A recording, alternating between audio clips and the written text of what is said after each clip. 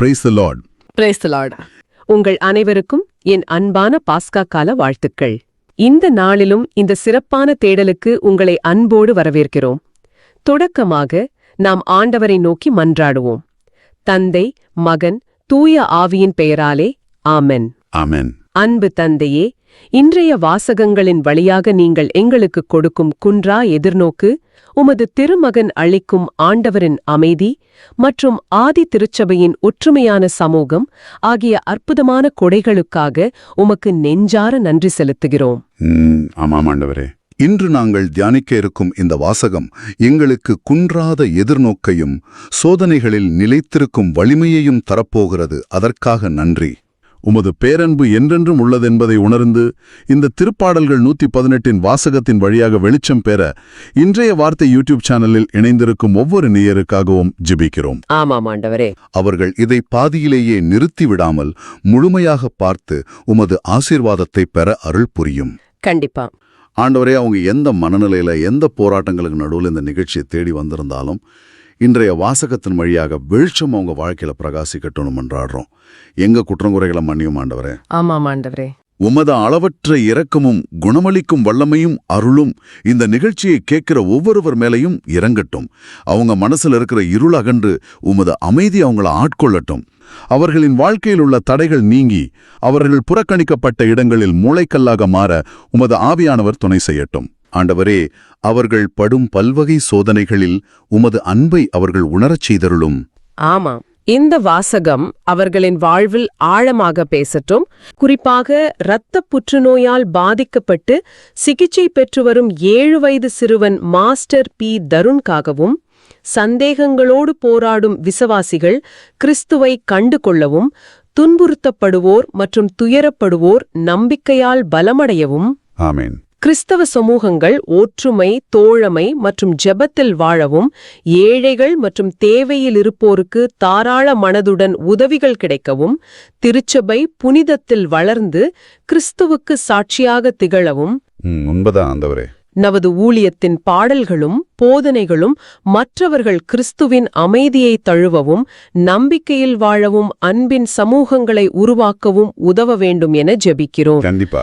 மற்றும் எங்களிடம் ஜெபத் தேவைகளை சொன்ன அனைவருக்காகவும் அவர்களின் நல்ல நோக்கத்திற்கான மன்றாட்டுக்கள் அனைத்தும் விரைவில் நிறைவேறும்படியாகவும் ஜெபிக்கிறோம். இந்த மன்றாட்டுக்கள் அனைத்தையும் எங்கள் சகோதரரும் ஆண்டவருமான இயேசு கிறிஸ்துவின் பெயரில் திருமுன் வைக்கிறோம் எங்கள் அன்பு தந்தையே. ஆமேன். ஆமென். உங்களது ஜெபத் தேவைகளை கமெண்டிலோ அல்லது எங்களின் வாட்ஸ்அப்பிலோ தெரிவியுங்கள். நாங்களும் எங்களது தனிப்பட்ட ஜெபத்திலும் ஜெபிக்கிறோம். சரி, இப்போ நேராக விஷயத்துக்கு வருவோம். நான் முதல்ல ஒரு சின்ன ஸ்டோரி சொல்றேன், கேளுங்க. கற்பனை செஞ்சு பாருங்க, உலகத்திலேயே ரொம்ப உறுதியான இரும்பால் செய்யப்பட்ட ஒரு பெரிய வங்கியோட லாக்கர் ரூம் கதவு. ஓகே. அந்த அறையில வெளியே என்ன நடக்குதுன்னு எந்த வெளிச்சமும் இல்லாத ஒரு இருட்டுக்குள்ளே நீங்கள் தனியா உட்கார்ந்துருக்கீங்க. உங்களுக்கு பயம். வெளியே உங்களை அழிக்க ஒரு பெரிய கூட்டம் நிக்குது. அதனால உங்களை நீங்களே பாதுகாத்துக்க அந்த பெரிய இரும்பு கதவை உள்ளே இருந்து இறுக பூட்டிட்டீங்க. ஒரு பயங்கரமான இருட்டு. ஆமா. ஆனா அந்த பாதுகாப்பு உங்களுக்கு நிம்மதியை தரல. மாறாக கையில இருக்கிற போன்ல தொடர்ந்து வரும் கெட்ட செய்திகளை படிப்பதை உங்களால நிறுத்த முடியல. மூச்சு திணறுகிற மாதிரி ஒரு மன அழுத்தம். கண்டிப்பா, அது ஒரு கடுமையான சூழ்நிலை. திடீர்னு அந்த இரும்பு கதவு திறக்கப்படாமலேயே, பூட்டுக்கள் உடைக்கப்படாமலேயே ஒரு பிரகாசமான வெளிச்சத்தோட ஒருவர் உங்கள் முன்னாடி வந்து நிற்கிறார். அவர் உங்களை கோபமா பார்க்கல, ஏன் இப்படி முடங்கி கிடக்கிறாய் என்று திட்டல. வாவ், ஆச்சரியமா இருக்கு. மாறாக உங்கள் தோளை தொட்டு உனக்கு அமைதி உண்டாகட்டும் என்று சொல்கிறார். அந்த ஒரு வார்த்தையில உங்க மனசுல இருந்த அத்தனை மரண பயமும் கவலையும் இருட்டும் அப்படியே மறைஞ்சு போகுது. இந்த ஒரு நிகழ்வை ஒரு ஸ்டோரி போல நான் சொன்னாலும் இதுதான் இன்றைய நம் ஆழமான பார்வையின் மைய கருத்து. மிகச்சரியான ஒரு தொடக்கம். இன்றைய ஆழமான பார்வையில் நீங்க சொன்ன அந்த இருண்ட அறையின் பயத்திலிருந்து ஒரு முழுமையான அமைதிக்கும், சந்தேகத்திலிருந்து அசைக்க முடியாத நம்பிக்கைக்கும் மனிதர்கள் எப்படி மாறினாங்க என்பதைத்தான் அலச போறோம். ரொம்ப சுவாரஸ்யமா இருக்க போகுது. ஆமா, தனிமையிலிருந்து ஒரு புதிய சமூக கட்டமைப்புக்கும் மனிதர்கள் எப்படி மாறினார்கள் அப்படிங்கறத பார்க்க போறோம். இந்த மாற்றம் ஏதோ ஒரு மாயாஜாலத்தால நடக்கல. இயேசுவின் உயிர்ப்புக்கு பிந்தைய நிகழ்வுகளும் அதைத் தொடர்ந்து ஆதி கிறிஸ்தவர்கள் வாழ்ந்த யதார்த்தமான வாழ்வும் இதை எப்படி சாத்தியமாக்கியது என்பதை இன்றைய வாசகங்கள் நமக்கு மிக தெளிவாக காட்டுது.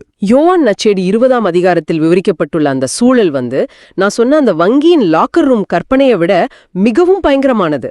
அந்த பூட்டிய அறைக்குள்ள சீடர்கள் இருந்த மனநிலையை நினைச்சு பார்க்கும்போது எனக்கே ரொம்ப ஆச்சரியமா இருக்கு. வாசகத்துல ரொம்ப தெளிவா சொல்லப்பட்டிருக்கு.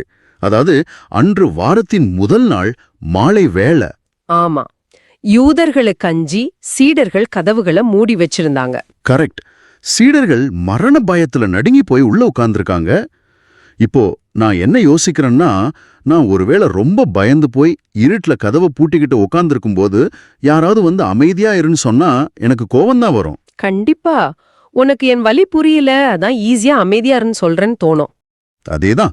ஆனா இயேசு பூட்டிய கதவுகளை தாண்டி உள்ளே வந்து உங்களுக்கு அமைதி உரித்தாகுகன்னு சொல்றாரு. அவர் உள்ளே வந்து சீடர்களை பார்த்து குற்றப்படுத்தல. எந்த கேள்வியும் கேட்கல. ஆமா, நான் 3 நாளில் உயிர் தெளிவேன்னு சொன்னேனே, நீங்கள் நம்பவில்லையா? என்னை விட்டுவிட்டு கோழைகள் போல ஓடிப்போனீர்களே அப்படின்னு அவர் எந்த கேள்வியும் கேட்கல. மாறாக அவர் சொன்ன முதல் வார்த்தை, உங்களுக்கு அமைதி உரித்தாகுக.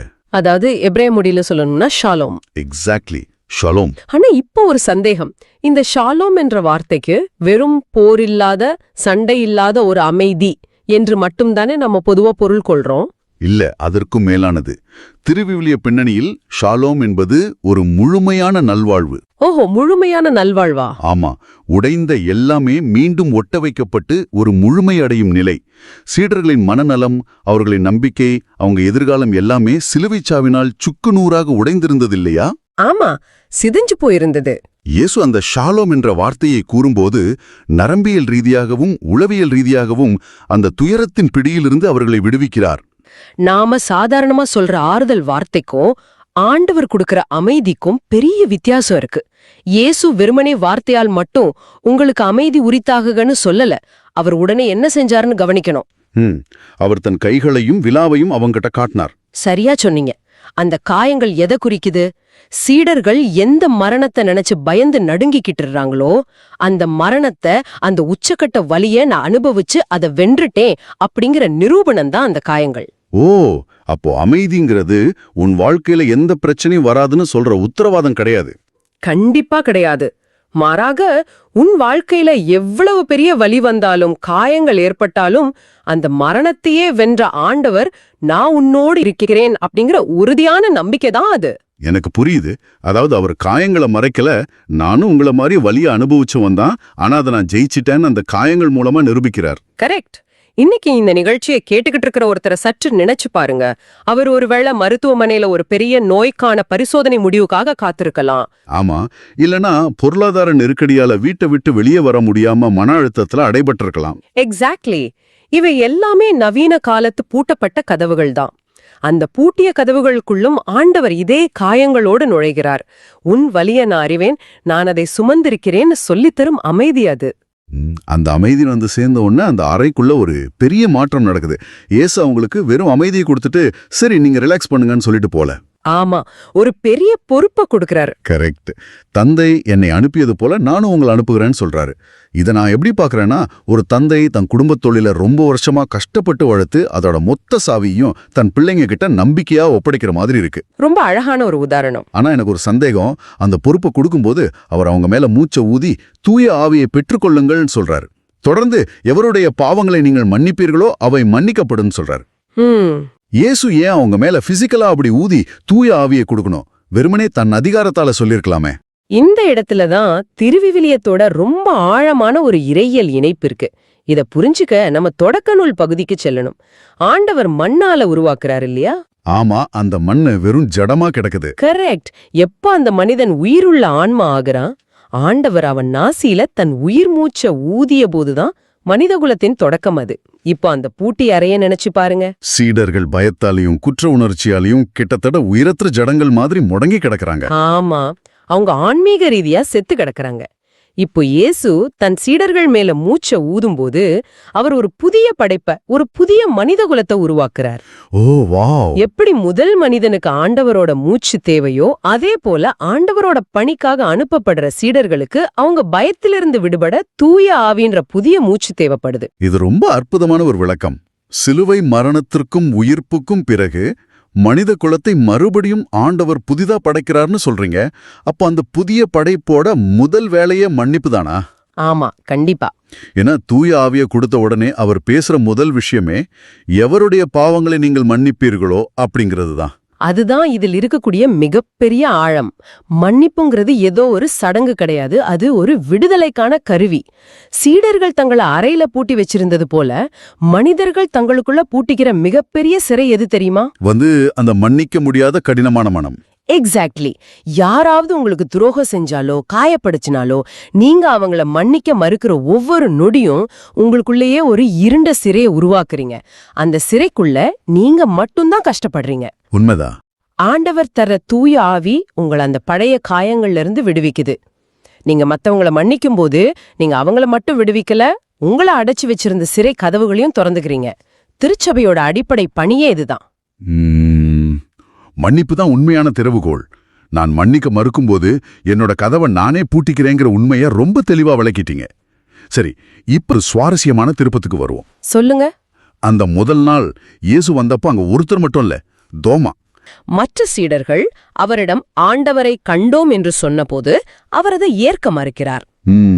அவருடைய கைகளில் ஆணிகளால் ஏற்பட்ட தழும்பை பார்த்து அதில் என் விரலை விட்டு அவர் விலாவில் என் கையை இட்டால் அன்றி நான் நம்ப மாட்டேன் என்று கூறுகிறார். தோமாவை நாம எப்பொழுதும் ஒரு சந்தேக பேர்வழின்னு முத்திர குத்திடுறோம். ஆமா. மற்ற சீடர்கள் எல்லாரும் இயேசுவின் காயங்களை நேரில் பார்த்தாங்க, நம்பினாங்க.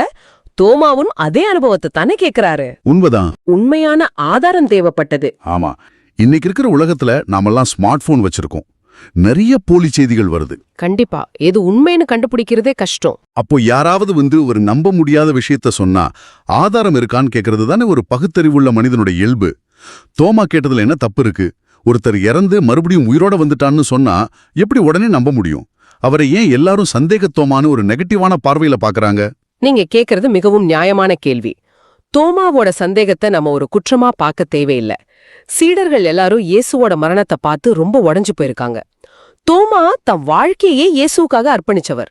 ஆமா, அவர் பெரிய அதிர்ச்சியில இருக்காரு. கரெக்ட். தன்னுடைய குரு கொடூரமா கொல்லப்பட்ட அதிர்ச்சி அது. அவருடைய சந்தேகம் வெறும் பிடிவாதமோ இல்ல அகங்காரால வந்தது கிடையாது. அது ஒரு உடைந்த இதயத்தோட தற்காப்பு உணர்வு. அதாவது மறுபடியும் ஏமாந்துடக்கூடாதுங்கிற பயமா? எக்ஸாக்ட்லி.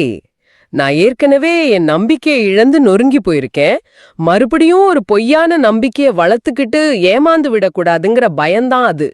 இதனாலதான் அவர் பிடிவாதமா ஆதாரத்தை கேட்கிறார். அப்போ ஆண்டவர் தோமாவோட அந்த மனநிலையை புரிஞ்சுக்கிட்டாருன்னு சொல்றீங்க. ஏன்னா 8 நாட்களுக்கு பிறகு அவர் மீண்டும் வரும்போது தோமாவை திட்டலையே. அதுதான் ஆண்டவரோட அளவற்ற இரக்கம். தோமாவோட ஐயத்தை அவர் கண்டிக்கல. மாறாக 8 நாட்களுக்கு பிறகு மீண்டும் அதே பூட்டப்பட்ட அறைக்குள்ள வரார். இந்த முறை அவர் குறிப்பா தோமாவை தேடி வரார். உன் விரலை இடு, உன் கையை நீட்டி என் விலாவில் இடு, ஐயம் தவிர்த்து நம்பிக்கை கொள்ளுன்னு அவர் அழைக்கிறார். இது இன்றைய நவீன மனிதர்களுக்கு, குறிப்பா எதையும் பகுத்தெறிஞ்சு பார்க்க விரும்புற இளைய தலைமுறைக்கு ஒரு மிகச்சிறந்த செய்தி. ரொம்ப பெரிய ஆறுதல் இது. உங்க சந்தேகத்தின் எல்லைக்கே தன்னை வெளிப்படுத்த அவர் தயாரா இருக்கார். ஆமா. ஆனா அங்க நடந்த இன்னொரு முக்கியமான விஷயத்த நம்ம கவனிக்கணும்.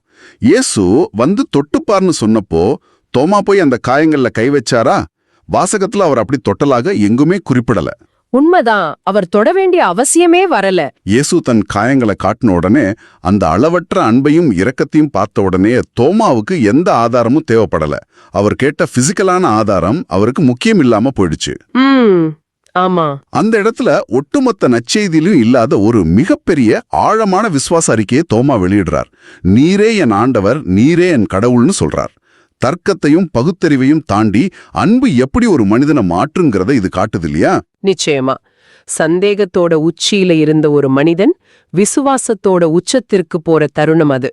ஒரு மனிதன் ஆண்டவரை தன் சொந்த அறிவால் மட்டும் முழுமையா புரிஞ்சு கொள்ள முடியாது. ஆமா. மாறாக ஆண்டவர் தன் அன்பால அந்த மனிதனோட ஆழமான காயங்களை தொடும்போது எல்லா சந்தேகங்களும் பனி போல விலகிடும் என்பதற்கு தோமா ஒரு மிகச்சிறந்த உதாரணம்.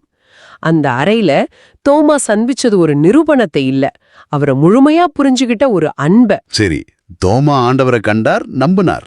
அவர் சந்தேகங்கள் எல்லாம் தீர்ந்துடுச்சு. ஆனா இப்போ இந்த நிகழ்ச்சியை கேட்டுக்கிட்டு இருக்கிறவங்க வீட்டுல வேலை செஞ்சுக்கிட்டோ இல்ல வண்டியில பயணம் செய்துகிட்டோ இதை தியானிச்சிட்டு இருக்காங்க இல்லையா? ஆமாம். அவங்களுக்கு இந்த 2000 வருஷ பழமையான நிகழ்வு எப்படி பொருந்தும்? நம்ம கண்ணுக்கு முன்னாடி இயேசு அப்படி நேரா வந்து நின்னு தன் காயங்களை காட்ட போறது இல்லையே. அப்போ நமக்கான இடைவாக்கு என்ன? அதற்கான பதிலை ஆண்டவரே இந்த வாசகத்தின் இறுதியில ரொம்ப தெளிவா தர்றார். இயேசு தோமாவை பார்த்து சொல்றார், நீ என்னை கண்டதால் நம்பினாய், காணாமலே நம்புவோர் பேறு பெற்றோர்.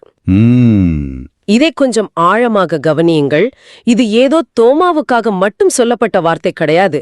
2000 ஆண்டுகளுக்கு பிறகு வாழ்ந்துகிட்டு இருக்கிற உங்களுக்காக, இதை கேட்டுக்கிட்டு இருக்கிற ஒவ்வொருவருக்காகவும் இயேசு நேரடியாக சொன்ன வார்த்தை இது.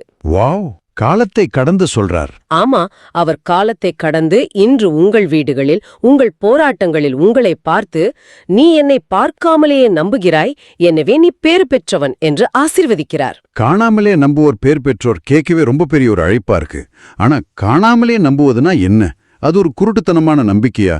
எந்த கேள்வியும் கேட்காம என் மூளையை ஓரம் கட்டிட்டு அப்படியே ஏத்துக்கிறதா? இல்ல, அப்படி இல்ல. ஏன்னா இன்னைக்கு இருக்கிற உலகத்துல அப்படி ஏத்துக்கிறது ரொம்ப கஷ்டமாச்சே. குருட்டு நம்பிக்கைக்கும் ஆன்மீக நம்பிக்கைக்கும் நிறைய வித்தியாசம் இருக்கு. காணாமலே நம்புவதுங்கிறது எதையும் விசாரிக்காம இருக்கிறது கிடையாது. நம்மிடம் இன்று இயேசுவோட பௌதீக உடல் நேரில் இல்லை, அது உண்மைதான். ஆனால் அவர் சீடர்கள் மீது ஊதி வாக்களித்த அந்த தூய ஆவி இன்று நம்மோட இருக்காரு. ஓ, அந்த தூய ஆவியின் வழியா நாம அவரை உணர முடியுமா? கண்டிப்பா. அந்த தூய ஆவியின் வழியாக ஆண்டவரோட பிரசன்னத்தை நாம ஒவ்வொரு நாளும் உணர முடியும். உதாரணமா, உங்க வாழ்க்கையில ஒரு பெரிய இழப்ப சந்திச்சு வேதனையில இருக்கும்போது எந்த ஒரு மனிதனாலும் கொடுக்க முடியாத ஒரு அமைதி உங்களுக்குள் எழுப்படுதே, அது எப்படி? ஆமா. உங்களுக்கு பெரிய துரோகம் செஞ்ச ஒருத்தரை மன்னிக்க உங்களுக்கு கிடைக்கிற சக்தி, இருண்ட நேரங்கள்ல உங்களை சரியான பாதையில வழிநடத்துற ஒரு மெல்லிய குரல், இவை அனைத்துமே ஆண்டவர் நம்மோடு இருக்கிறார் என்பதற்கான அடையாளங்கள் தான். ரொம்ப அழகா சொன்னீங்க. நேரடியாக பார்த்து நம்புவதை விட இறை வார்த்தையின் வழியாகவும் ஆவியானவரின் உள்ளுணர்வின் வழியாகவும் நம்புவதுதான் உயர்ந்த விசுவாசம் என்பதை இயேசு அங்கே உறுதிப்படுத்துகிறார். யோவான் இந்த நற்செய்தியை எழுதின காரணத்தையே 31ஆம் வசனத்துல தெளிவா சொல்றார். இயேசுவே இறைமகனாகிய மெஸ்ஸியா என நீங்கள் நம்புவதற்காகவும் நம்பி அவர் பெயரால் வாழ்வு பெறுவதற்காகவுமே இந்நூலில் உள்ளவை எழுதப்பட்டுள்ளன. அந்த வாழ்வு எப்படிங்கிறது அவர் பேர்ல நமக்கு கிடைக்கிற நிலை வாழ்வு. ஆனா நிறைய பேர் நிலை வாழ்வுனா நாம செத்ததுக்கு பிறகு சொர்க்கத்துல கிடைக்கிற ஒரு வாழ்க்கைன்னு நினைக்கிறாங்க. அப்படி இல்லையா? அது ஒரு தவறான புரிதல். நிலைவாழ்வுங்கிறது இறந்த பிறகு தொடங்குற ஏதோ ஒண்ணு கிடையாது. அது இப்போதே இந்த நிமிஷமே தொடங்குவது. ஓ, உங்க மன அழுத்தங்களுக்கும் உலகத்தின் எதிர்பார்ப்புகளுக்கும் நடுவுல எந்த பயமும் இல்லாம ஆண்டவர் என் வாழ்க்கைய தன் கரங்கள்ல வச்சிருக்காருங்கிற முழுமையான நம்பிக்கையோட இன்னைக்கு வாழ்றோமே, அந்த வாழ்க்கையே நிலைவாழ்வோட தொடக்கம்தான். ரொம்ப பெரிய ஒரு உண்மையை நம்ம கண் முன்னாடி கொண்டு வந்து நிறுத்திட்டீங்க.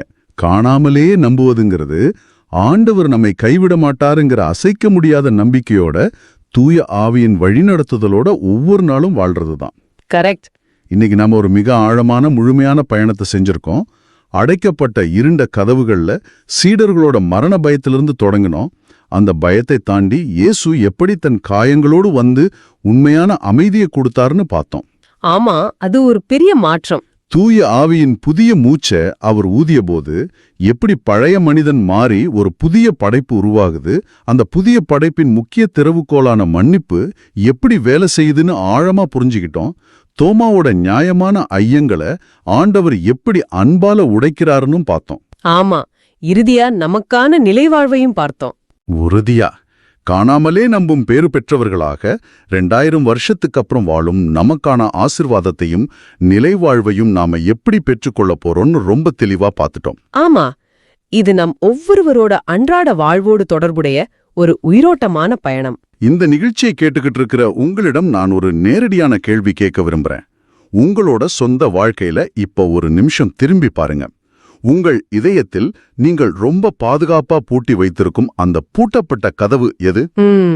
யோசிச்சு பாருங்க. அது வெளியே யார்கிட்டயும் சொல்ல முடியாத ஒரு ரகசிய பயமா, அல்லது பல வருடங்களாக உங்களை உள்ளுக்குள்ளேயே அரித்து கொண்டிருக்கும் ஒரு குற்ற உணர்ச்சியா, யாரோ செய்த துரோகத்தை மன்னிக்க முடியாத ஒரு கடினமான மனமா, அல்லது ஆண்டவர் மீதே, வாழ்க்கையின் மீதே இருக்கும் ஒரு ஆழமான சந்தேகமா? கண்டிப்பா எல்லார் மனசுலயும் ஏதோ ஒண்ணு இருக்கும். இன்று அந்த பூட்டப்பட்ட கதவுகளுக்குள் எந்த தடையுமின்றி நுழைந்து உங்கள் அருகில் வந்து அமர்ந்து, நான் இருக்கிறேன், பயப்பட வேண்டாம், உங்களுக்கு அமைதி உரித்தாகும் என்று ஆண்டவர் இயேசு சொல்வதற்கு நீங்கள் அனுமதிக்க தயாரா? அந்த சாவியை அவரிடம் கொடுக்க தயாரா? யோசித்துப் பாருங்கள்.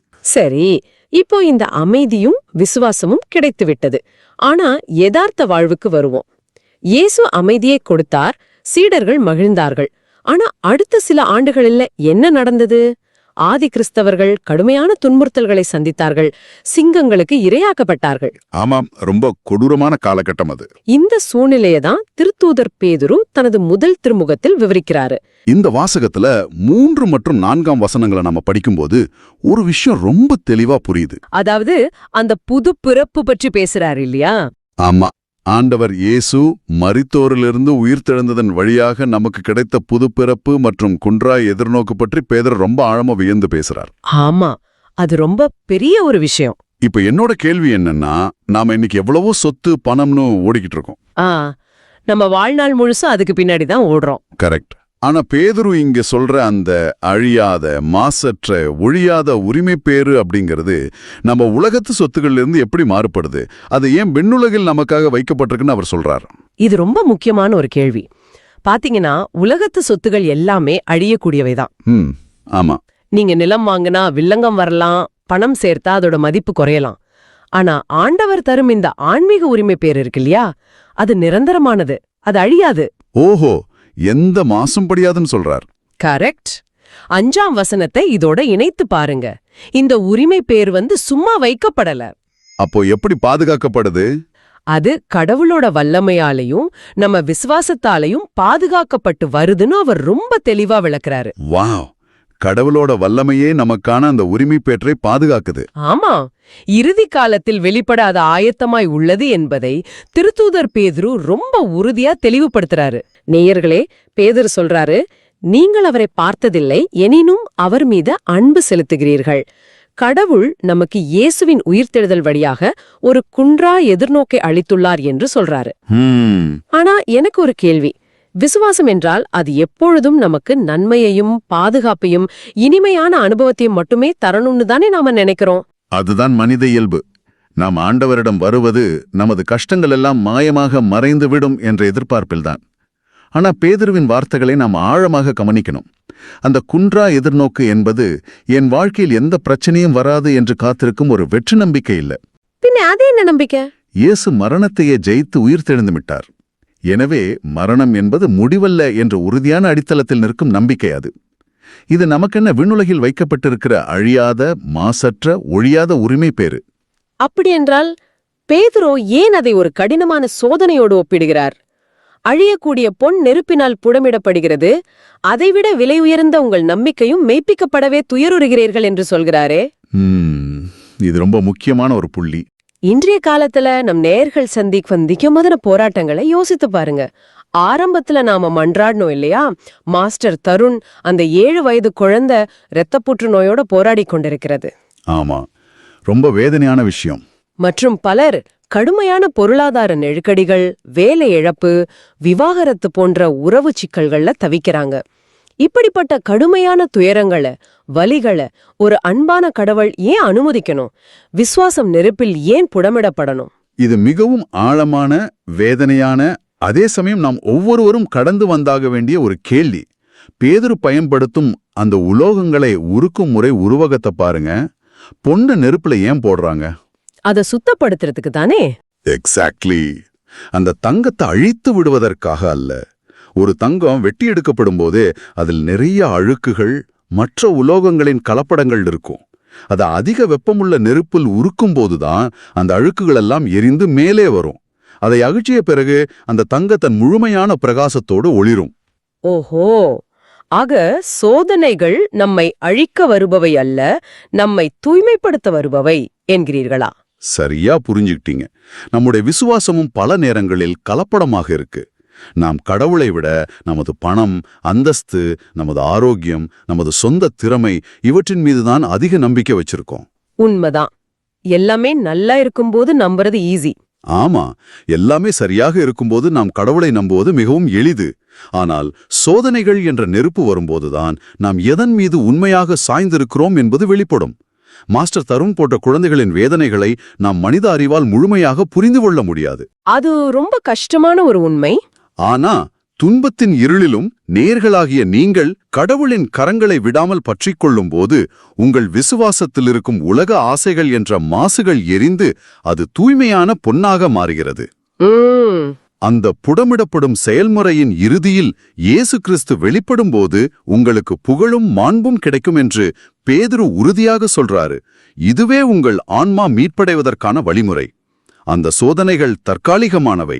ஆனா அதை கடந்து நிற்கும் உங்கள் விசுவாசம் உங்களுக்கு நிலைவாழ்வை தரக்கூடிய வல்லமை கொண்டது. இந்த விளக்கம் நேர்களுக்கு ஒரு பெரும் ஆறுதலாக இருக்கும் என்று நான் நம்புறேன். நீங்க சோதனையில் இருக்கும்போது கடவுள் உங்களை விட்டு விலகவில்லை, மாறாக உங்களை ஒரு தூய பொன்னாக மாற்றிக் கொண்டிருக்கிறார் என்பதை புரிந்து கொள்ள முடியுது. கண்டிப்பா. அடுத்து 8ஆம் வசனத்தின் அழக நாம வியந்து பேசாம இருக்கவே முடியாது. ஆமா, அது ரொம்ப உணர்ச்சிகரமான ஒரு வசனம். நாம் ஆண்டவரை பார்த்ததில்லை, எனினும் அவர் மீது அன்பு செலுத்துகிறோம் அப்படின்னு சொல்றது எவ்வளவு பெரிய ஆச்சரியம். உண்மையாவே ஆச்சரியம்தான். ஒருத்தரை பார்க்காமலேயே அந்த சொல்லோன்னா ஒப்பற்ற மகிழ்ச்சி எப்படி நமக்கு கிடைக்கிறது? இது ஏதோ ஒரு கண்மூடித்தனமான நம்பிக்கையா இருக்குமோன்னு சிலருக்கு தோணலாம். இல்ல, இது வெறும் கண்மூடித்தனமான நம்பிக்கை கட்டாயம் கிடையாது. அப்போ அது என்ன? இது ஆண்டவரோடு நாம் வைத்திருக்கும் ஆழமான உறவின் வெளிப்பாடு. நீங்க காற்ற கண்ணால பார்த்ததில்ல, ஆனா அதோட வல்லமைய உணர்றீங்க இல்லையா? கண்டிப்பா. புவியீர்ப்பு விசை கூட அப்படிதான். கரெக்ட். அதே போல இயேசுவை நேரில் காணாவிட்டாலும் அவர் நம் வாழ்வில் செய்யும் அற்புதங்களையும் கொடுக்கும் அமைதியையும் நம் தினமும் உணர்றோம். அந்த அனுபவம் தான் அவரை பார்க்காமலேயே அன்பு கூற வைக்குது. நிச்சயமா. 9ஆம் வசனத்தை நம்ம விரிவா பேசும்போது இந்த விசுவாசத்தின் குறிக்கோள் என்ன அப்படிங்கிறது ரொம்ப தெளிவா விளங்குது. விசுவாசத்தின் குறிக்கோள் அது என்ன? அதுதான் ஆன்மா மீட்பு. ஆன்மா மீட்பு. இதத்தான் நம்ம நிறைய நேரங்கள்ல மறந்துடுறோம். உலகத்துக்காகவே ஓடிட்டு இருக்கோம். ஆமா, நவீன கால பார்வையாளர்களுக்கு இதன் பயன்பாடு என்னன்னு பாத்தீங்கன்னா, நம்ம அன்றாட கஷ்டங்கள், கண்ணீர்கள் எல்லாமே வீண் கிடையாது. ஓ, அப்போ எல்லாமே ஒரு பெரிய இலக்க நோக்கி போகுது. கரெக்ட். நம்ம வாழ்க்கையோட அத்தனை போராட்டங்களும் இந்த ஆன்மா மீட்பு என்கிற மிகப்பெரிய குறிக்கோளை நோக்கித்தான் பயணிக்கிறது என்பதை நம்ம எடுத்துரைக்கணும். ரொம்ப ஆழமான தெளிவான ஒரு புரிதல் இது. இன்னைக்கு நீங்க சந்திச்சுக்கிட்டு இருக்கிற மிகப்பெரிய போராட்டத்தையோ பிரச்சனையையோ உங்களை அழிக்கும் நெருப்பா பார்க்காம உங்களை புடமிடும் நெருப்பா பார்த்தா நாளைக்கு உங்க வாழ்க்கையை நீங்க எப்படி எதிர்கொள்வீங்கன்னு கொஞ்சம் யோசிச்சு பாருங்க. ஆம், ரொம்பவும் சிந்திக்க வைக்கக்கூடிய ஒரு சவால் இது. சரி, ஒரு தனி மனிதன் பூட்டப்பட்ட அறையிலிருந்து அமைதியை பெறுறான். அவனுடைய விசுவாசம் நெருப்பிலே புடமிடப்பட்டு தூய்மையாகுது. ஆனா இது தனி மனிதனுக்குள் மட்டுமே சுருங்கிவிடுமா? இல்ல. ஆமா, அது அப்படி நிக்காது. இது எப்படி ஒரு மாபெரும் சமூக புரட்சியாக மாறியது என்பதை திருத்தூதர் பணிகள் நூல் 2ஆம் அதிகாரத்துல நம்ம பார்க்க முடியுது. ஆமா, அது ஆதி கிறிஸ்தவ சமூகத்தின் வியப்பூட்டும் வாழ்வை காட்டுது. அந்த வசனங்களை பார்க்கும்போதே எனக்கு முதல்ல உறுத்துற ஒரு விஷயம் என்னன்னா, அவங்களுடைய அந்த 4 தூண்கள். அதாவது திருத்தூதர் கற்பித்தவற்றிலும் நட்புறவிலும் அப்பம் பிடுவதிலும் இறைவேண்டலிலும் அவங்க உறுதியாய் நிலைத்திருந்தார்கள் அப்படின்னு இருக்கு. கரெக்ட். இதுல எனக்கு ஒரு சின்ன சந்தேகம் இருக்கு. இன்னைக்கு நாம ஞாயிற்றுக்கிழமை திருப்பலிக்கு போறோம், போதனைகளை கேட்கிறோம், ஜபம் பண்றோம். திருப்பலி முடிஞ்சதும் வெளியே மற்றவங்க கிட்ட ஹலோ எப்படி இருக்கீங்க அப்படின்னு பேசிட்டு வரோம். இதுக்கு பேர் தான் அந்த நட்புறவு அப்படின்னு நம்ம நினைச்சிட்டு இருக்கோம். ஆமா, அது ஒரு சாதாரண அறிமுகம் மாதிரி ஆயிடுச்சு. ஆனா அங்க நடந்த நட்புறவு வெறும் ஒரு சாதாரண கூடுகை கிடையாது இல்லையா? இதுக்குள்ள ஏதோ ஒரு ஆழமான அர்த்தம் இருக்குன்னு தோணுது. ஒரு நாற்காலிக்கு 4 கால்கள் எவ்வளவு முக்கியமோ அப்படி இந்த 4ம் ஒரு விசுவாசியின் வாழ்வுக்கு முக்கியம். ஆனா இந்த நவீன உலகத்துல நாம இதுல உறுதியா இருக்கோமா? நீங்க சரியா பாயிண்ட புடிச்சிட்டீங்க. திருவிவிலியத்துல இந்த நட்புறவு அப்படிங்கிற வார்த்தைக்கு பின்னால் உள்ள மூலமொழியான கிரேக்கத்துல இத கொயினோனியா அப்படின்னு சொல்லுவாங்க. கொயினோனியா. ஆமா, இது வெறும் ஹலோ சொல்றதோ சேர்ந்து காஃபி குடிக்கிறதோ கிடையாது. கொயினோனியா அப்படிங்கிறது என்னுடையது எல்லாமே உன்னுடையது, உன்னுடைய கஷ்டம் எல்லாமே என்னுடைய கஷ்டம் அப்படிங்கிற ஒரு பிரிக்க முடியாத தீவிரமான ஐக்கியம். இத புரிஞ்சுக்க நாம கொஞ்சம் வரலாற்று பின்னணிக்குள்ள போகணும். சொல்லுங்க. பெந்தகோஸ்து திருநாள் அன்னைக்கு என்ன நடந்துச்சுன்னு யோசிச்சு பாருங்க. பேதுரு பேசுறாரு, ஒரே நாள்ல 3000 பேர் திருமுழுக்கு எடுக்கிறாங்க. இவங்க எல்லாரும் எருசலேம்ல நிரந்தரமா குடியிருக்கிறவங்க கிடையாது. ஓ, வெளியூர்ல இருந்து வந்தவங்களா?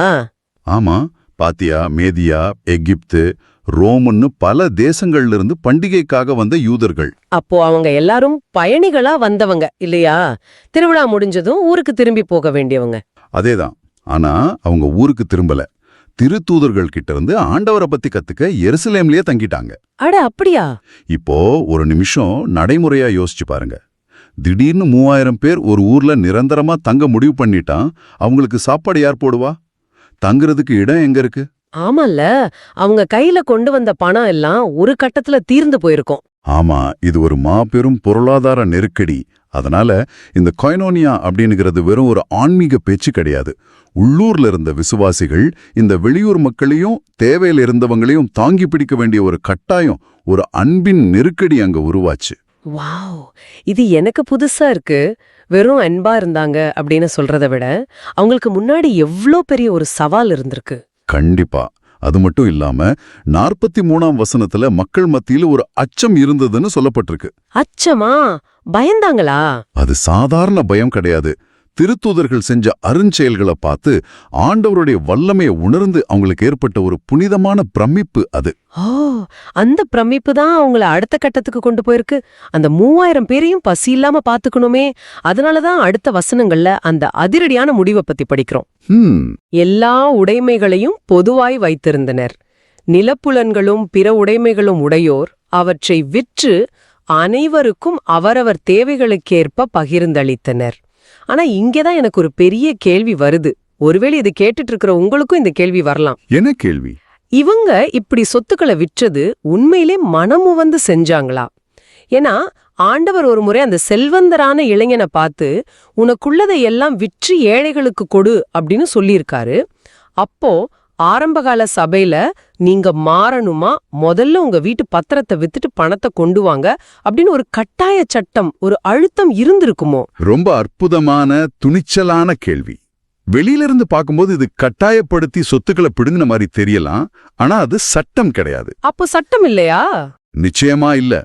இதுக்கு விட திருத்தூதர் பணிகள் 5ஆம் அதிகாரத்துல அனன்யா அப்படிங்கிற ஒருத்தன்கிட்ட பேதுரு கேட்கிற கேள்வியில ஒரு நிகழ்வா இருக்கு. அனன்யா நிகழ்வு. ஆமா, அனன்யா ஒரு நிலத்தை வித்துட்டு கொஞ்சம் பணத்தை ஒழிச்சு வச்சுட்டு போய் சொல்லுவான். அப்போ பேதுரு அவன்கிட்ட, அந்த நிலம் விற்கப்படுவதற்கு முன் அது உன்னுடையதாகவே முற்றுமாய் இருக்கவில்லையா? அதை விற்ற பின்னும் அந்த பணம் உன் அதிகாரத்துக்கு உட்பட்டதுதானே அப்படின்னு கேட்பார். அதாவது உன்னை யாரு நிலத்தை விற்க சொன்னா நீயாவே வித்துட்டு ஏன் பொய் சொல்ற அப்படிங்கறது தான் அதோட அர்த்தம். கரெக்ட். இதுல இருந்து என்ன தெரியுதுன்னா, நிலத்தை விற்பதும் பணத்தை பொதுவில் வைப்பதும் முற்று முழுதாக ஒரு தன்னார்வ செயல், அன்பின் மிகுதியால வந்த ஒரு பகிர்வு. அப்போ அவங்கள எந்த திருத்தூதரும் வற்புறுத்தல, அவங்களாவே முன் வந்து வித்தாங்க. ஆனா ஏன் அப்படி செஞ்சாங்க? ஒரு நிலத்தை விக்கிறதோ வீட்டை விக்கிறதோ சாதாரண விஷயம் இல்லையே. அதுக்குள்ள அப்படி என்ன ஒரு சிந்தனை மாற்றம் அவங்களுக்கு வந்திருக்கும்?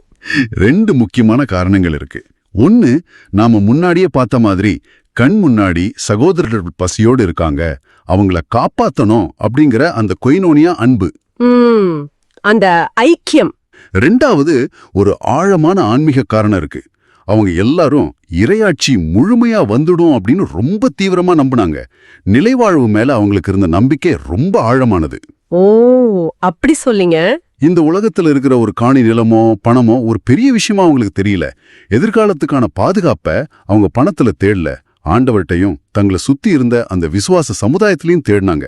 சொத்துக்கள் மேல இருந்த அந்த இறுக்கமான பிடிப்பை ஆண்டவருடைய ஆவியானவர் மொத்தமா தளர்த்திட்டார். இங்க எப்படி இத உங்க வாழ்க்கையில பொருத்தி பார்க்க முடியும்? இப்போ நாம வாழ்ற இந்த நவீன உலகத்துல கல்யாண செலவு, பசங்களோட படிப்பு, மருத்துவ செலவுன்னு 1000 எதிர்கால தேவைகள் இருக்கு. ஆமா, அது நிதர்சனமான உண்மை. நாம காப்பீடு போடுறோம், சேமிக்கிறோம். நான் இப்போ உங்ககிட்ட ஆரம்பகால சபை மாதிரி நாளைக்கே உங்க வீட்டை வித்துட்டு எல்லாத்தையும் பொதுவுல வைங்க அப்படின்னு சொன்னா அது சாத்தியமா? இத நாம எப்படி புரிஞ்சுக்கிறது?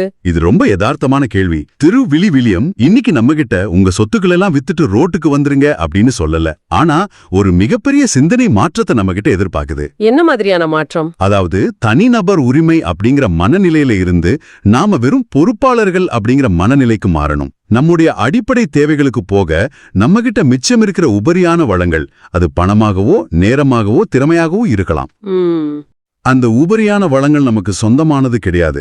அது இந்த சமூகத்தில் இருக்கிற ஏழைகளுக்கும் தேவையில இருக்கிறவங்களுக்கும் சொந்தமானது அப்படிங்கிற அந்த மனமாற்றத்தை தான் இந்த வாசகம் நமக்கு கத்துக் கொடுக்குது. வசதி வாய்ப்புகள் நம்மள அடிமைப்படுத்தக்கூடாது. ரொம்ப தெளிவா சொன்னீங்க. அதாவது பணம் எனக்கு சேவை செய்யணும், நான் பணத்துக்கு அடிமையாக கூடாது. சரியா சொன்னீங்க. இன்னொருத்தரோட தேவையை என் கண்ணால பாக்கும்போது என் கை தானா நீளணும். அதான் உண்மையான விசுவாச வாழ்வு. சரி, இத தொடர்ந்து 46ஆம் வசனத்தை பாக்கும்போது எனக்கு அடுத்த ஆச்சரியம் காத்துட்டு இருக்கு. என்ன அது? ஒவ்வொரு நாளும் அவர்கள் ஒரே மனத்தோடு கோவிலில் தவறாது கூடி வந்தார்கள். பேருவகையோடும் எளிய உள்ளத்தோடும் வீடுகள் தோறும் அப்பத்தை பிட்டு உணவை பகிர்ந்து உண்டு வந்தார்கள். எனக்கு என்னன்னா, பொதுவா நம்ம கிட்ட இருந்து ஒரு பெரிய தொகையை யாருக்காவது கொடுத்துட்டாலோ இல்ல நம்ம சொத்தை வித்து ஏழைகளுக்கு கொடுத்துட்டாலோ அடுத்த நாள் காலையில முழிக்கும்போது லேசா ஒரு பயம் வரும். அடடா, எல்லாத்தையும் கொடுத்துட்டோமே, நாளைக்கு நமக்கு ஏதாவது ஒண்ணுனா என்ன பண்றது அப்படின்னு மனசு அடிச்சுக்கும். ஆமா, அது மனித இயல்பு. ஆனா இவங்க பேர் ஓகையோடும் எளிய உள்ளத்தோடு இருந்திருக்காங்களே, இவங்க எதை இழந்தாங்களோ அதை நினைச்சு கவலைப்படாம எப்படி இவ்வளவு சந்தோஷமா இருக்க முடிஞ்சது? இதுதான் உலகத்தோட பொருளாதாரத்துக்கும் இறையாட்சியோட பொருளாதாரத்துக்கும் உள்ள வித்தியாசம். உலகத்துல நிறைய சேர்க்க தான் சந்தோஷம் வரும்னு நம்ம நினைச்சிட்டு இருக்கோம்.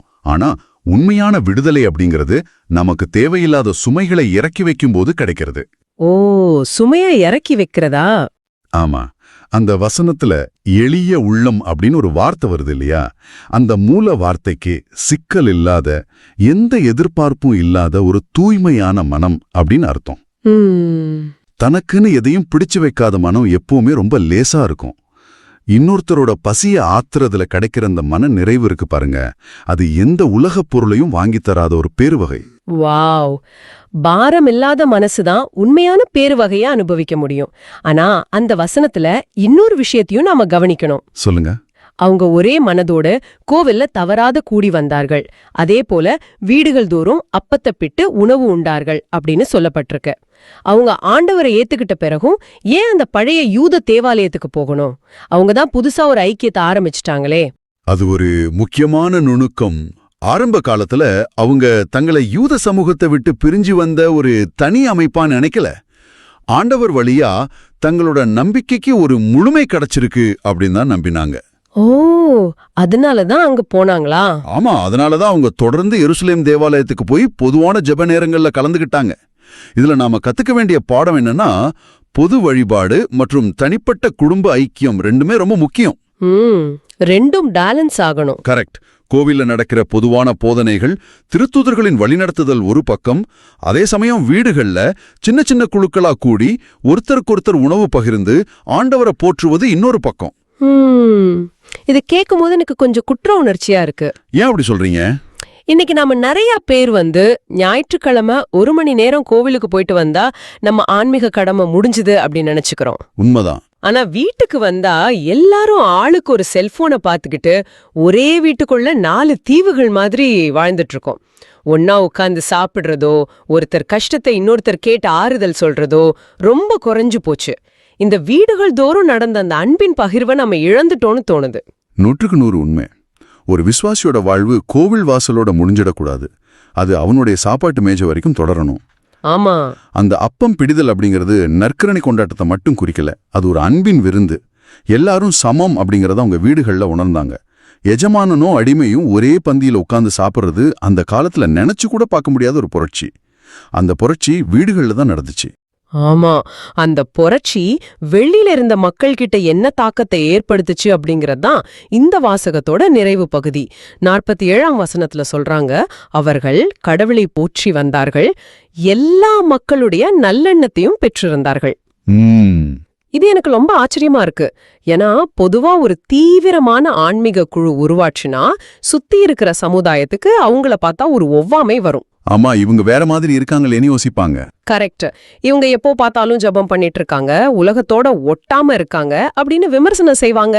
ஆனா இவங்களுக்கு எப்படி எல்லா மக்களுடைய நல்லெண்ணமும் கிடைச்சது? ரொம்ப சுலபம். அவங்களுடைய ஆன்மீகம் வெறும் வார்த்தைகள்ல இல்ல, அது மனிதர்களுடைய நிஜமான கஷ்டங்களை தீர்த்து வைக்குது. அதாவது செயல்ல காட்டினாங்க. கண்டிப்பா. ஒரு சமூகத்துல யாருமே பசியோட இல்ல, விதவைகள் கவனிக்கப்படுறாங்க, ஏழைகளுக்கு அடைக்கலம் கிடைக்குது, எல்லாரும் சமமா நடத்தப்படுறாங்க அப்படின்னா அந்த சமூகத்தை பார்த்து வெளியாட்களுக்கு ஆச்சரியமும் ஈர்ப்பும் வரதானே செய்யும். ஆமால. அட, இது என்ன புதுசா இருக்கே, இந்த ஆண்டவர் யாரு, அவர் பேர்ல கூடி வர்றவங்க எப்படி இவ்ளோ அன்பா இருக்காங்க அப்படின்னு மக்கள் வியந்து பார்த்தாங்க. அதனாலதான் அந்த வசனத்தோட கடைசி வரியில ஆண்டவரும் தாம் மீட்டு கொண்டவர்களை நாள்தோறும் அவர்களோடு சேர்த்து கொண்டே இருந்தார் அப்படின்னு முடிச்சிருக்காங்க இல்லையா? ஆமா, அதான் உண்மையான வளர்ச்சி. அதாவது இவங்க யார்கிட்டயும் போய் நீங்க எங்க கூட சேருங்கன்னு கட்டாயப்படுத்தல. அவங்க வாழ்ந்த அந்த மாசற்ற அன்பான வாழ்க்கையே ஒரு பெரிய காந்த மாதிரி மக்களை உள்ள இழுத்துச்சு. நற்செய்தி அறிவிப்பு அப்படிங்கிறது வெறும் வார்த்தைகள் கிடையாது, அது ஒரு மாற்று சமூகத்தை வாழ்ந்து காட்டுறதுதான். சரியா சொன்னீங்க. நம்முடைய வாழ்க்கை முறைதான் மிகச்சிறந்த சாட்சி. ஆரம்பகால சபையில அவங்களுடைய அன்பை பார்த்துட்டு மக்கள் தானாவே அந்த பேரொளியை நோக்கி வந்தாங்க. ஆண்டவர் அந்த வளர்ச்சியை கொடுத்தார். எவ்வளவு ஆழமான சத்தியம்! இதை கேட்டுட்டு இருக்கிற உங்களுக்காக ஒரு சவாலான கேள்வியை முன்வைக்க விரும்புறேன். சொல்லுங்க. ஆரம்பகால திருச்சபைக்கே 3000 பேர் வெளியிலிருந்து வந்தது ஒரு பொருளாதார சவாலா இருந்துச்சு. அது அவங்க அன்பால எதிர்கொண்டாங்க. இன்னைக்கு உங்க வாழ்க்கையில உங்களை சுத்தி அப்படிப்பட்ட ஒரு தேவை கட்டாயம் இருக்கும். கண்டிப்பா இருக்கும். இந்த வாரம் உங்ககிட்ட உபரியாக இருக்கிற ஏதோ ஒன்றை, அது உங்களுடைய பொன்னான நேரமாக இருக்கலாம், உங்களுக்கு தெரிந்த ஒரு திறமையாக இருக்கலாம், அல்லது உழைத்து சேர்த்த செல்வத்தின் ஒரு சிறு பகுதியாக இருக்கலாம். அதே தேவை இருக்கும் ஒருவருடன் எந்தவித எதிர்பார்ப்பும் இல்லாமல் உங்களால் பகிர்ந்து கொள்ள முடியுமா?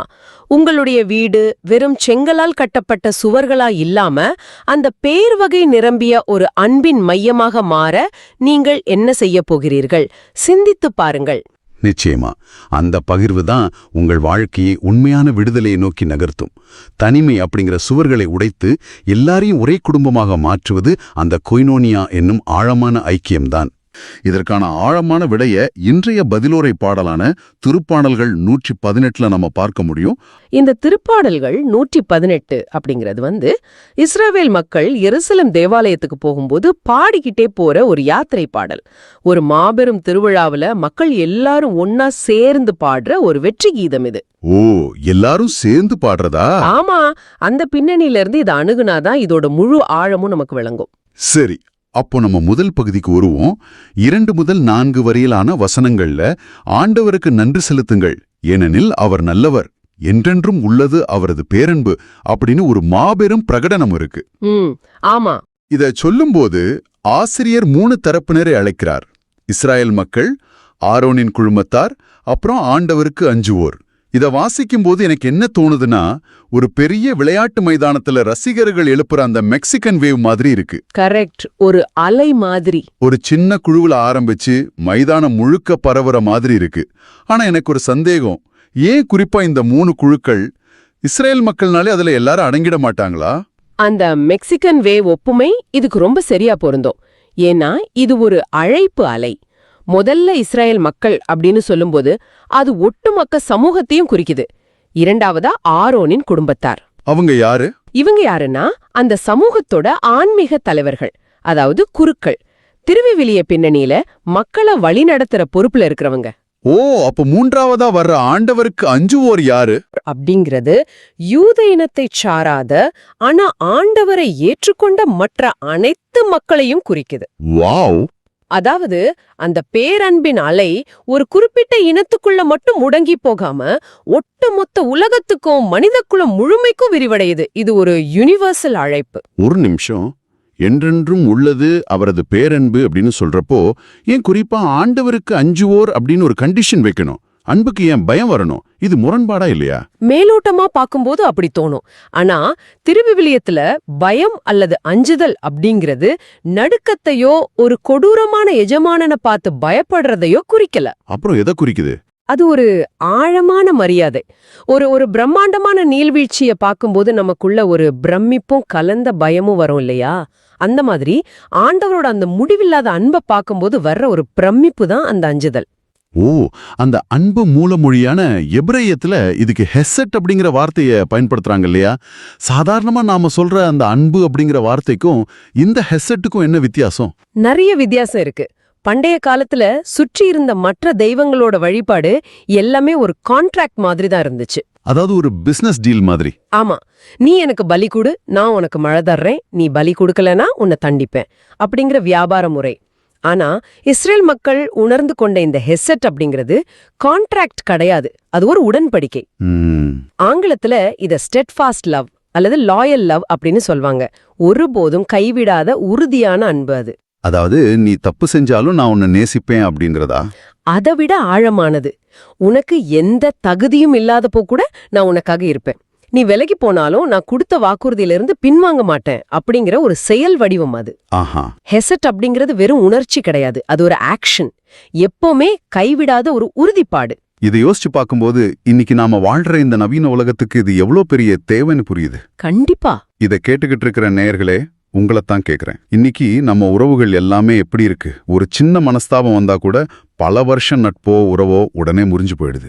ஆமா, நீ எனக்கு இத செஞ்சியா, நான் உனக்கு அதை செய்யறேன் அப்படிங்கிற ஒரு கணக்கு வழக்கு தான் நடக்குது. நான் உனக்கு இதை செஞ்சேன், நீ எனக்கு என்ன செஞ்ச அப்படிங்கிற நிபந்தனையோட கூடிய ஒரு டிரான்சாக்ஷனல் லவ்க்கு மத்தியில தான் நம்ம வாழ்ந்துட்டு இருக்கோம். ஆமா, அலுவலகத்திலேயா இருக்கட்டும் இல்ல சொந்த குடும்பத்திலேயா இருக்கட்டும், நம்மளோட பெர்ஃபார்மன்ஸ வச்சுதான் நம்ம மேல வைக்கிற அன்பே தீர்மானிக்கப்படுது.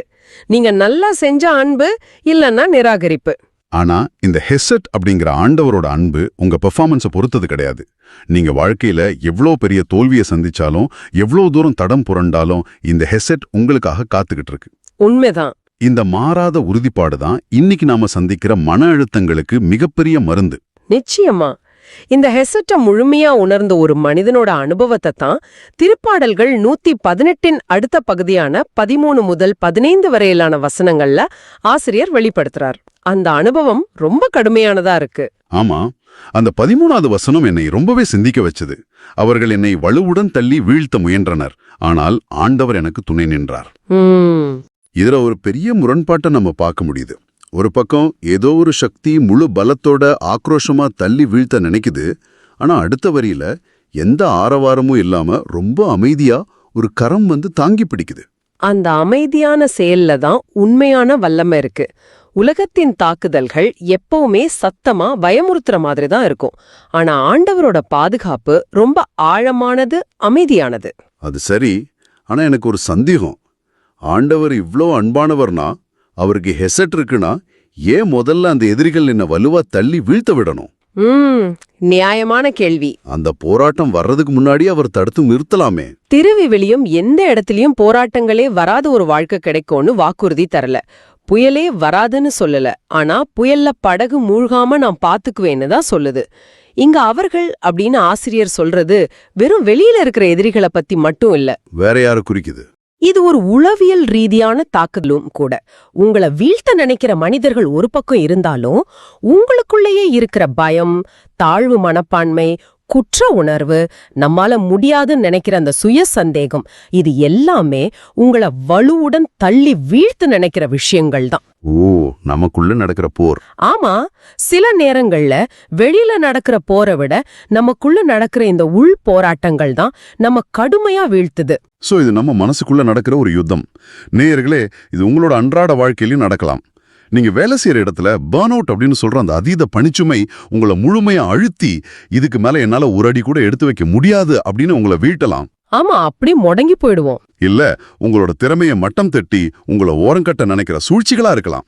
அந்த மாதிரி எல்லாமே முடிஞ்சு போச்சுன்னு நினைக்கிற விளிம்பு நிலையில தான் 14ஆம் வசனத்தோட உண்மையான அர்த்தம் புரியும். ஆண்டவரே என் ஆற்றல், என் பாடல், என் மீட்பும் அவரே. இதுல கவனிக்க வேண்டிய விஷயம் என்னன்னா, ஆண்டவர் எனக்கு ஆற்றலை தருகிறார் அப்படின்னு அவர் சொல்லல, ஆண்டவரே என் ஆற்றல்னு சொல்றார்.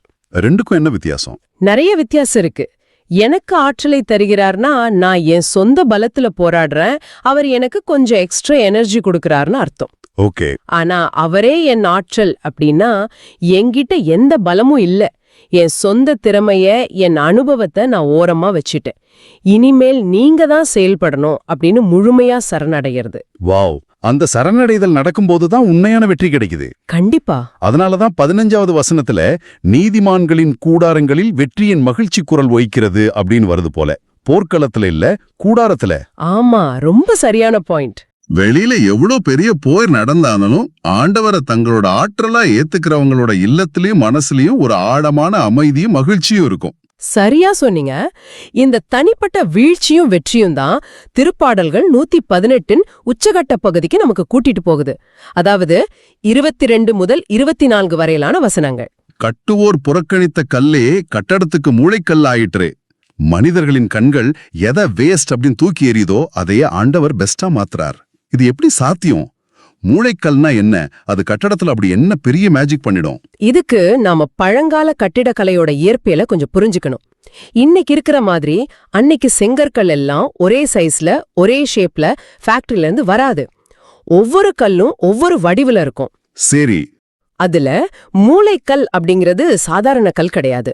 ஒரு கட்டடத்தோட 2 வெவ்வேறான சுவர்கள் சந்திக்கும் இடம் இருக்கு இல்லையா, அந்த மூலையில வைக்கப்படுற பிரதான கல் அது. அந்த 2 சுவர்களையும் இணைக்கிற கல், சரியா? ஆமா. அந்த 2 சுவர்களோட மொத்த எடையும் டென்ஷனும் அந்த ஒரு கல்லின் மேலதான் இறங்கும். அது மட்டும் இல்லாம அந்த மூளைக்கல்ல அடிப்படையா வச்சுதான் மற்ற எல்லா கற்களும் நேர்கோட்ல அடுக்கப்படும். ஓ, அவ்வளவு முக்கியமானது அது.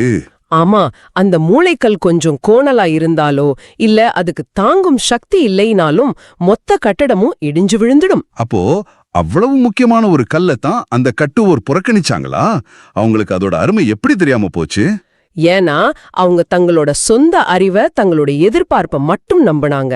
அந்த மூளைக்கல் அவங்க எதிர்பார்த்த அந்த சதுர வடிவத்துல இல்லாம இருந்திருக்கலாம். அதனால அத பார்த்து இது நமக்கு உதவாதுன்னு நினைச்சிட்டாங்க. ஓஹோ.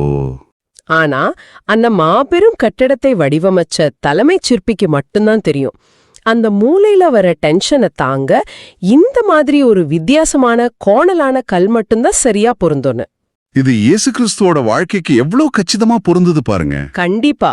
அன்றைய சமூகத்தால, மதத் தலைவர்களால இயேசு முற்றிலும் நிராகரிக்கப்பட்டார். இவரால் எந்த பயனும் இல்ல அப்படின்னு சிலுவையில அறையப்பட்டு ஒரு ஓரமா தூக்கி எறியப்பட்டார். ஆனா அந்த மனிதர்கள் தூக்கி எறிஞ்ச அதே இயேசுவதான் ஆண்டவர் ஒட்டுமொத்த மனித குலத்தின் மீட்புக்கான அடித்தளமா பிரதான மூளைக்கல்லாம் மாத்தினார். இத மனிதாரிவால புரிஞ்சிக்கவே முடியாது. அதனாலதான் 23வது வசனத்துல ஆண்டவரால் இது நிகழ்ந்துள்ளது, நம் கண்களுக்கு இது வியப்பாயிற்று அப்படின்னு ஆசிரியர் பிரமிக்கிறார். நிச்சயமா. நேர்களே, இப்போ இத உங்க வாழ்க்கையோட பொருத்தி பாருங்க. நீங்க ரொம்ப எதிர்பார்த்த ஒரு வேலைக்கான நேர்காணல்ல உங்களை நிராகரிச்சிருக்கலாம். உனக்கு திறமை பத்தாதுன்னு சொல்லி உங்களை வெளியே அனுப்பியிருக்கலாம். இல்ல, நீங்க முழுசா நம்புன, ஆழமா நேசித்த ஒரு உறவு உங்களை உதாசீனப்படுத்திட்டு போயிருக்கலாம். நீ எதுக்கும் லாயக்கில்லைன்னு இந்த சமூகம் உங்களை புறக்கணிக்கப்பட்ட கல்லா முத்திர குத்தி ஒரு ஓரமா தூக்கி போட்டிருக்கலாம். அந்த நிராகரிப்போட வலி எப்படி இருக்குன்னு எங்களுக்கு தெரியும். ஆனா அந்த நிராகரிப்பு ஒரு முடிவா பார்க்க கூடாது. கண்டிப்பா. உங்களை ஏன் அவங்க புறக்கணிச்சாங்க தெரியுமா? ஏன்னா சாதாரண சவுத்துல வைக்கிற சாதாரண கல்லா நீங்க இல்ல. அவங்களோட சின்ன கட்டடத்துக்குள்ள உங்களை அடக்க முடியாது. ரொம்ப ஆழமான ஒரு உண்மை இது. ஆண்டவர் உங்களை ஒரு மாபெரும் கட்டடத்தோட மூளைக்கல்லா மாத்த திட்டமிட்டு இருக்கிறார். பலருடைய எடையை தாங்கி பிடிக்கிற ஒரு வலிமையான நபரா, ஒரு தலைமைத்துவத்துக்கு உங்களை அவர் தயார்படுத்திட்டு இருக்கிறார். அதனாலதான் மனிதர்கள் உங்களை நிராகரிக்க ஆண்டவர் அனுமதித்தார். அந்த புதிய உயர்வு வரும்போது உங்களை புறக்கணித்த அதே மனிதர்கள் உங்களை பார்த்து நம் கண்களுக்கு இது வியப்பாயிற்று அப்படின்னு சொல்லுவாங்க. இந்த உறுதிப்பாட்டை உணரும்போதுதான் நம்மால அந்த 24வது வசனத்தை முழு மனசோட பாட முடியும். ஆண்டவர் தோற்றுவித்த வெற்றியின் நாள் இதுவே, இன்று அக்களிப்போம், அகமகிழ்வோம். ஆமா. என்ன ஒரு அற்புதமான பயணம். திருப்பாடல்கள் 118 இந்த குறிப்பிட்ட வசனங்கள் வெறும் வார்த்தைகள் இல்லை. நிச்சயமா இல்ல. அது ஆண்டவரோட மாறாத பேரன்பில் ஆரம்பிச்சு நம்மோட தனிப்பட்ட இருண்ட போராட்டங்கள்ல அவர் எப்படி அமைதியா நம்ம பலமா மாறுறார்னு விளக்கி, கடைசியில நம்மோட மிகப்பெரிய நிராகரிப்புகளை எப்படி ஒரு மாபெரும் வெற்றியாக மூளைக்கல்லா மாத்துறாரு அப்படிங்கறத ரொம்ப தெளிவா நமக்கு காட்டுது. இந்த தேடல் நிச்சயமாகவே ஒவ்வொருத்தருடைய வாழ்க்கையிலயும் ஒரு புதிய நம்பிக்கையை விதைச்சிருக்கும்னு நான் நம்புறேன். யோசிச்சு பாருங்க, உங்க வாழ்க்கையில நீங்க சந்திச்ச மிகப்பெரிய நிராகரிப்பு எது? ரொம்ப வலிச்ச, உங்களை உடைச்சு போட்ட அந்த தருணம் எது? ஒருவேளை அந்த நிராகரிப்பு தான் ஆண்டவர் உங்களை மூளைக்கல்லா மாத்துறதுக்கான முதல் படியா இருக்குமோ? அந்த நிராகரிப்ப உங்க வாழ்வோட சோகமான முடிவா பார்க்காம ஆண்டவர் எழுப்பப் போற புதிய கட்டடத்தோட பிரம்மாண்டமான தொடக்கமா பார்க்க இன்னைக்கு நீங்க தயாரா? ஒரு கட்டடம் உறுதியாக நிற்க மூளைக்கல் எவ்வளவு முக்கியமோ அந்த ஆதி திருச்சபையின் வாழ்விற்கு இயேசு அந்த அடித்தளமாக இருந்தார். என்றைக்கு மரணம் தோற்கடிக்கப்பட்டதோ அன்றைக்கே உலகப் பொருட்களின் மீதான மனிதனின் பேராசையும் தோற்கடிக்கப்பட்டு விட்டது. ஆமா, அது உண்மைதான். தங்களுக்கென்றென்றும் நிலைவாழ்வு உண்டு என்ற குன்றா எதிர்நோக்கு வந்தவுடனே இந்த உலகத்து நிலப்புலன்கள் அவர்களுக்கு சாதாரணமாக தெரிந்தது. ஆஹா, அப்போ அந்த மூளைக்கல்லின் மேல் தங்கள் வாழ்க்கையை கட்டியதால்தான் அந்த ஆதி கிறிஸ்தவ சமூகத்தால் தங்கள் உடைமைகளை இவ்வளவு எளிதாக, இவ்வளவு அன்போடு மற்றவர்களோடு பகிர்ந்து கொள்ள முடிந்தது. நீங்க சரியா சொன்னீங்க. தங்கள் பெற்ற அந்த உயிர்த்தெழுதலின் மகிழ்ச்சியையும் ஆண்டவர் தங்களுக்கு கொடுத்த அந்த ஷாலோம் அமைதியையும் தங்களுக்குள்ளேயே பூட்டி வைக்காம ஒரு திறந்த சமூகமாக பகிர்ந்துக்கிட்டாங்க.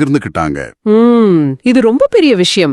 அதனாலதான் அவங்களால் என்றென்றும் உள்ளது அவரது பேரன்பு என்று எந்த சூழ்நிலையிலும், வறுமையிலும், துன்புறுத்தலிலும் அகமகிழ்வோடு பாட முடிந்தது. நேர்களே, நீங்களும் நாமும் கூட நமது குடும்பங்களையும், நாம் வேலை செய்யும் இடங்களையும், நமது சமூகத்தையும் அந்த மூளைக்கல்லாகிய இயேசுவின் மேல் கட்ட வேண்டும். கண்டிப்பா.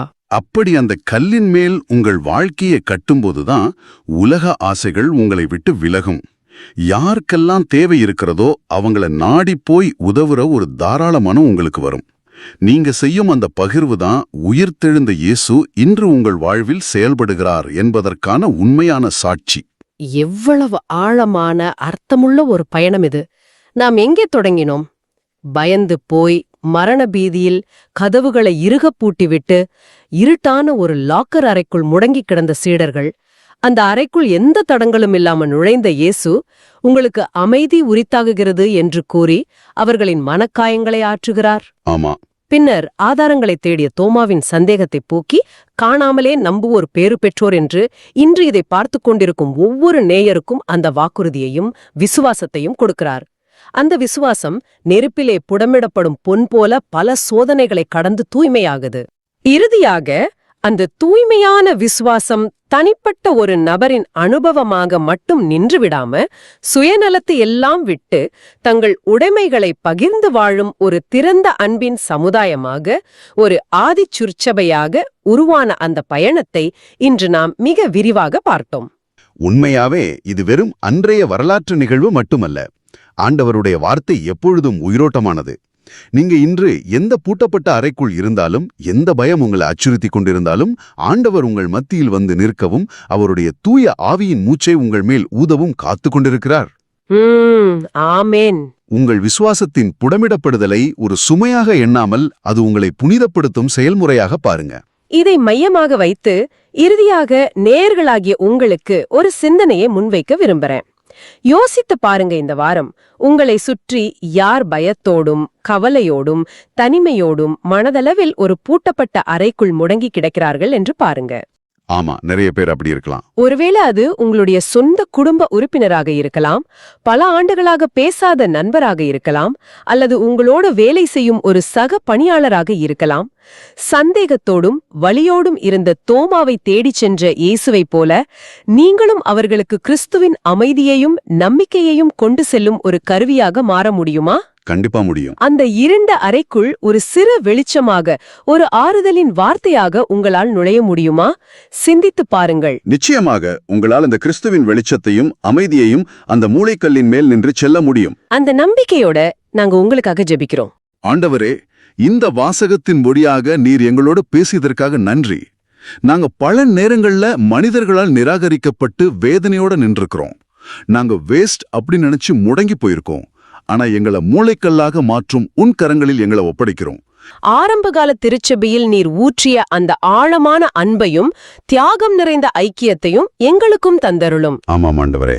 நாம் உலகப் பொருட்களின் மீதுள்ள பிடிப்பை விட்டுவிட்டு மனிதர்கள் மீதும் உமது மீதும் ஆழமான அன்பு கொள்ள எங்களுக்கு கற்றுத்தாரும். எங்களிடம் மிதமின்றி இருப்பதைக் கொண்டு தேவையில் இருக்கும் எம் சகோதர சகோதரிகளுக்கு தயங்காமல் உதவும் தாராள மனதை எங்களுக்கு தந்தருளும். இரக்கமாயிரும். எங்களுடைய வீடுகள் பேருவகையும் எளிய உள்ளமும் கொண்ட இடமாக, உமது இறையாட்சியின் அடையாளமாக மாற உமது அருளைப் பொழியும். இந்த வார்த்தைகளை கேட்டுக்கொண்டிருக்கும் ஒவ்வொருவரையும் ஆசீர்வதியும் ஆண்டவரே. அவர்கள் வாழும் சமூகத்தில் எல்லா மக்களுடைய நல்லெண்ணத்தையும் பெற்று உமது நற்செய்தியின் உயிருள்ள சாட்சிகளாக வாழ அவர்களை பயன்படுத்தும். அவர்கள் படும் சோதனைகள் அனைத்தும் தங்கத்தைப் போல அவர்களை புடமிட்டு உறுதியான விசுவாசத்தை அவர்களுக்கு தரட்டும். உறுதியான விசுவாசத்தை தாரும். அவர்கள் ஆன்மா மீட்பை பெற்று ஒப்பற்ற மகிழ்ச்சியால் நிறைய அருள் புரியும். அன்பான தூய ஆவியானவரே, இந்த நேரம் இந்த நிகழ்ச்சியை கேட்டுக்கொண்டிருக்கும் ஒவ்வொருவர் மீதும் உமது வல்லமை முழுமையாக இறங்கட்டும். அவர்கள் உள்ளத்தில் இருக்கும் அத்தனை பூட்டப்பட்ட கதவுகளும் பயங்களும் ஐயங்களும் உமது அமைதியால் இன்றே உடைக்கப்படட்டும். ஆமென். தோமாவின் சந்தேகங்களை தீர்த்து ஆழமான நம்பிக்கையை கொடுத்தது போல இவர்களுக்கும் உறுதியான விசுவாசத்தை தாரும். மன்னிக்க முடியாத இதயங்களுக்கும் மன்னிப்பின் வரத்தை தாரும். இவர்களை பேறு பெற்றோர் என்று ஆசிர்வதித்த உமது வார்த்தை இவர்களது வாழ்வில் இன்று உண்மையாகட்டும். எங்கள் ஆண்டவராகிய இயேசு கிறிஸ்துவின் பெயரால் மன்றாடுகின்றோம்.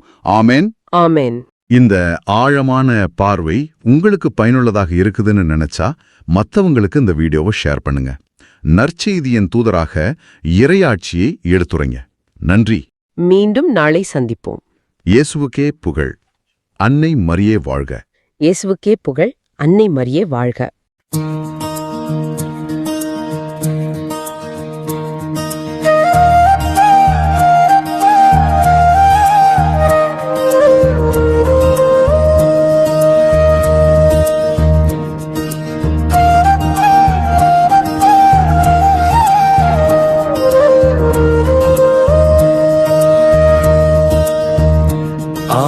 ஆண்டவருக்கு நன்றி செலுத்துங்கள், ஏனெனில் அவர் நல்லவர். என்றென்றும் உள்ளது அவரது பேரன்பு. ஆண்டவருக்கு நன்றி செலுத்துங்கள், ஏனெனில் அவர் நல்லவர். என்றென்றும் உள்ளது அவரது பேரன்பு.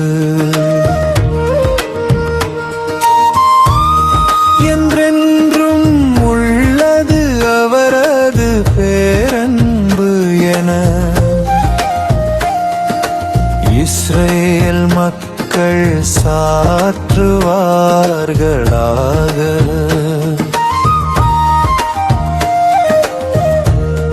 என்றென்றும் உள்ளது அவரது பேரன்பு என ஆரோனின் குடும்பத்தார் சாற்றுவார்களாக.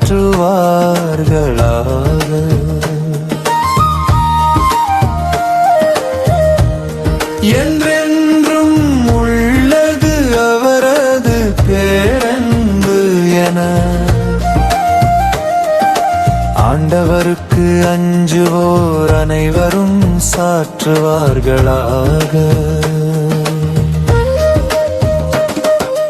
ஆண்டவருக்கு நன்றி செலுத்துங்கள், ஏனில் அவர் நல்லவர். என்றென்றும் உள்ளது அவரது பேரன்பு.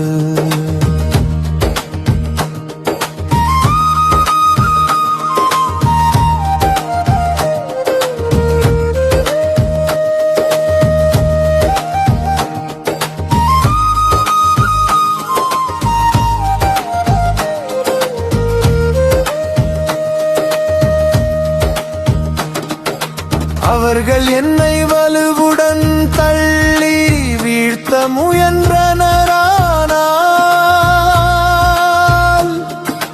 ஆண்டவர் எனக்கு துணை நின்றார். ஆண்டவரே என் ஆற்றல், என் பாடல், என் மீட்பும் அவரே. நீதிமான்களின் கூடாரங்களில் வெற்றியின் மகிழ்ச்சி குரல் ஒலிக்கின்றது. ஆண்டவரது வலக்கை வலிமையாய் செயலாற்றியுள்ளது. ஆண்டவருக்கு நன்றி செலுத்துங்கள், ஏனெனில் அவர் நல்லவர். என்றென்றும் உள்ளது அவரது பேரன்பு.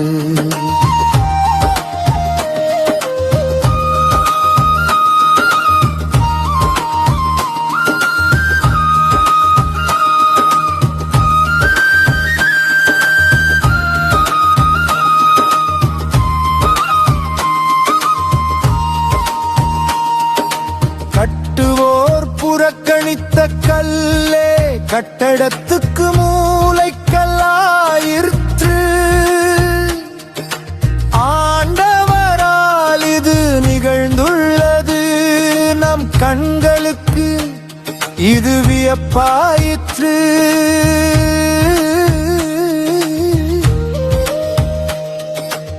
ஆண்டவர் தோற்றுவித்த வெற்றியின் நாள் இதுவே.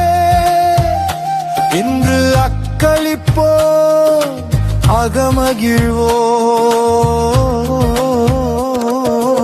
ஆண்டவருக்கு நன்றி செலுத்துங்கள், ஏனெனில் அவர் நல்லவர்.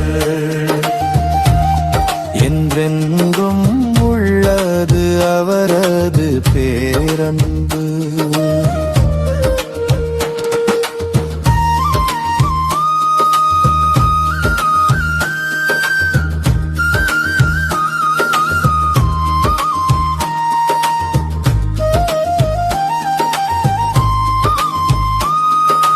ஆண்டவருக்கு நன்றி செலுத்துங்கள், ஏனெனில் அவர் நல்லவர். என்றென்றும் உள்ளது அவரது பேரன்பு.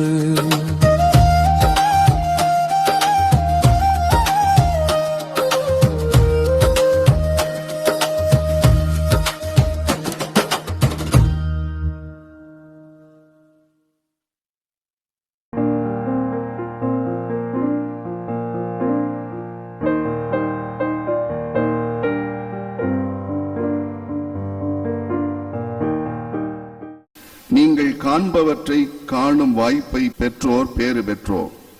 ஏனெனில் பல இறைவாக்கினர்களும் அரசர்களும் நீங்கள் காண்பவற்றை காண விரும்பினார்கள், ஆனால் அவர்கள் காணவில்லை. நீங்கள் கேட்பவற்றை கேட்க விரும்பினார்கள், ஆனால் அவர்கள் கேட்கவில்லை என நான் உங்களுக்கு சொல்கிறேன்.